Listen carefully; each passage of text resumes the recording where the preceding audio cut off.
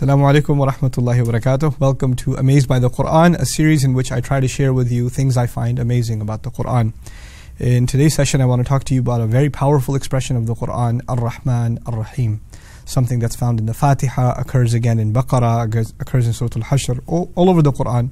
Numerous occasions you find Allah saying Ar-Rahman, Ar-Rahim. Both of these words, in one way or the other, refer to Allah's mercy. And the challenge with translating these words is that because they belong to the same origin, they almost seem synonymous. And a lot of times in English translation, we actually use words that are rather ambiguous to translate them. So the most beneficent, the most merciful, or the most kind. These kinds of translations are very common, right? And the problem with them is you can't really tell the real, essential, fundamental difference between the most merciful and the most kind. So let's try to explore some of the benefits of these two words together. Had I been giving you a talk on just the benefits of Ar-Rahman by itself, that would take a while. And its origin and what it comes from and how it's related to the word Raham, the womb of the mother, that's a separate subject. But today, just the distinction between these two and the fact that they come together, what does that produce? Okay. Think of Ar-Rahman as having three qualities. The first word, Ar-Rahman, think of it as having three qualities. Words that have that an at the end, that pattern in the Arabic, it's called Sighatul Mubalagha. That's not so important. But it really produces three connotations.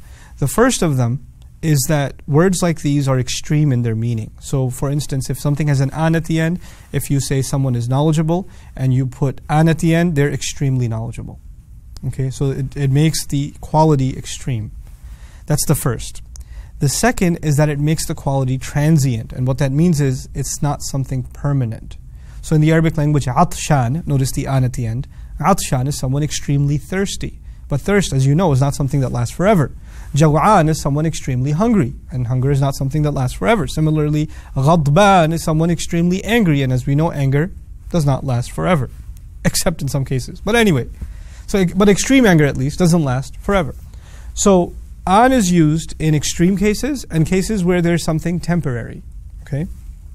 And then finally, to put it really simply, the an is used for words that are describing something that is taking place at the very moment. In other words, you're not describing someone who tends to be extremely angry, or tends to be extremely thirsty, or tends to be extremely hungry. You're talking about someone who is extremely thirsty, or extremely hungry, or extremely angry right now. These are the three implications. I'll repeat them very, very quickly. Extreme, temporary, and immediate. Extreme, temporary, and immediate. Now, if you apply that to the word Ar-Rahman, you'll appreciate something about the word Ar-Rahman. Allah's mercy, His love, His care is extreme. It's not some normal mercy. There are moments in a person's life where they're demonstrating mercy and care. Then there are points where they spike. And so Ar-Rahman is describing this spike in the rahmah of Allah, the love and care of Allah. The second, the scary one, is that it's transient, but we thought every name of Allah is permanent, so it should always be the case. But as Ibn Abbas will describe, that Ar-Rahman actually refers to Allah's mercy as it manifests on this earth, in this life. It makes sense because this life is not permanent. Right? So Ar-Rahman applies more directly to this life. And we'll see that in a second, how else that applies. But for now, even though temporary sounds a bit philosophically problematic, leave it aside for a second. And the third thing was, it's happening when? Immediately. Now, let's compare this to the two qualities of Ar-Rahim. That's the next word. Also has to do with mercy, love, care. But it has two qualities. Now remember, Ar-Rahman had three. Ar-Rahim has two. These two qualities are, one, that it's referring to something that is always the case. It's not just something happening right now or happening temporarily. It is happening. It's taking place, or it exists at least. That's the better way of saying it. It exists throughout. So for instance, when you call someone patient, then you've described a quality that they have. Or if you describe a car as red, it's a state of the car. It's not something that's going to change. You see what I'm saying? Or you describe the sky as blue, then this is a quality of the sky. Okay? Now, or an adjective of water being pure or something like that. These are constant states. Okay, that's the idea of Rahim, Fa'il, that pattern. That's one, that it's constant. We'll put it like that, simply speaking, it's constant. The second piece of it is that it's not necessarily taking place, meaning it's not acted out, it's potential. make this easy to understand, if I say about my wife, she's patient, right? And that's a quality that she has. But right now she's not here, alhamdulillah, so I can talk about her. But she's not here. Maybe she's not being patient right now. Maybe she's actually being quite the opposite. In other words, she has the quality of patience, but it doesn't necessarily mean that it's being demonstrated right now. Similarly, you can say somebody's wise, but while they're sleeping, they're not demonstrating the quality of what? Wisdom, right? So you can have a quality, but it's not being demonstrated. You get what I'm saying? Now this is very different from Ar-Rahman, isn't it? Because in Ar-Rahman, it's being demonstrated when? Immediately. So now, 3 qualities of Ar-Rahman, and what are the 2 qualities of Ar-Rahim?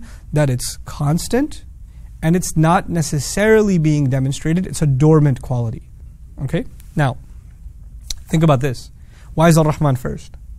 Human beings, put it simply, human beings, we love immediacy. I like to give the example of somebody who works all week and they're going to get their paycheck on Friday. But their boss who hands them the paycheck isn't there. He's stuck in traffic somewhere. Right? And it's 4:45.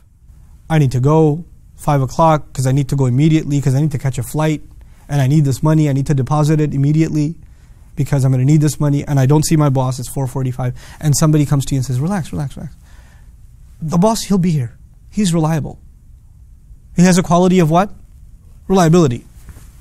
And you're like, yeah, I know he's reliable, but I wish he was being reliable right now. I don't need his quality of reliability to be dormant. I need it to be taking place at the moment. I need it right now. You see what I'm saying?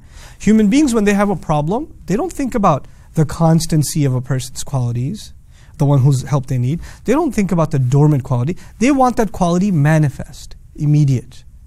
Our immediate concerns need to be met. So the immediacy. And what we want immediately is not just in small amounts, we want it in big amounts. We want it in big amounts. That's just human nature. I'll give you an example of hunger. If I'm super hungry and I'm cranky, and I go home, and I call my wife ahead of time, hey, you have anything at home? She says, yeah, I have a good lunch at home. And I get home, and instead of giving me the lunch that she promised, she says to me, what do you want to eat tomorrow? I say, I don't care. I just need food right now. I'm about to chew off my own arm. Can you just give me some food right? I can't think about tomorrow. What am I trying to tell you? Human beings, when they have an immediate need, they cannot think about the future. They can only think about the immediate. When the immediate need is met, if I satiate myself, I eat to my fill. What were you saying about tomorrow? Isn't that what happens? Happens with money. If you need to pay the bills, if you need to buy the thing right now, if you need to make the payment, all you can think about is right now. The moment you pay the bill, the moment you fill in the tuition, then you start thinking, how is the savings? How are we going to use them? Do we have enough for next month? Do we have enough for next week? You start thinking about the future. Look at the beauty of these words. Ar-Rahman is immediate, because human beings are concerned first and foremost with the immediate. But as soon as the immediate is met, and met more than you can imagine, in an extreme way it is met. Allah's rahmah comes, Allah's love and mercy comes in extreme amounts. And it takes care of your immediate need. As soon as your immediate needs are met, you start worrying about what? The future. And so Allah says He's also Ar-Rahim. It's constant. So one takes care of the immediate and the other takes care of the future. It's so awesome. Now imagine if this was flipped. Why isn't it flipped? Why isn't it Ar-Rahim, Ar-Rahman? That would actually suggest that right now, you just have to trust Allah's potential of being merciful. And eventually it will what? Manifest. No. It manifests right now. And you can trust that it will the potential, the rahmah is something constant, it will always be there.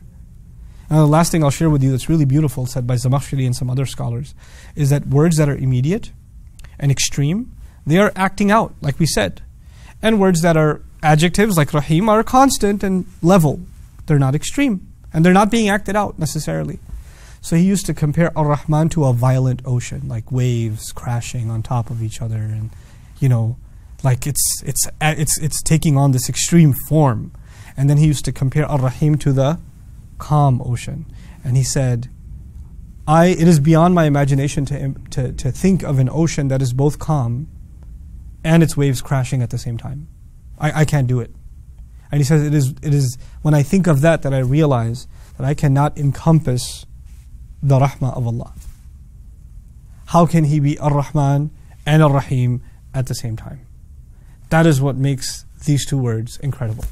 May Allah Azza wa Jal make us worthy of His rahmah in this life and in the next, and you will appreciate the genius of the companion who says, Ar-Rahman is for this world, Ar-Rahim is for the next world. Look at that. Look at how he said it. Ar-Rahman is temporary, just like this world is what? Temporary. And Ar-Rahim will always be there because the next life is what? Permanent. They could see it immediately. So their analysis of the Qur'an was on point without a 10-minute description. They just got it. May Allah Azza wa Jal help us appreciate and reflect on the power and beauty of the Qur'an. Barakallahu li wa lakum. Wassalamu alaikum wa rahmatullahi wa barakatuh. Assalamu alaikum wa rahmatullah. If you enjoyed this video, please do share it with friends and family. If you want to see more videos from this series, click on the box at the top. If you want to see other videos, click on the box at the bottom. And don't forget to hit the subscribe button. Thanks.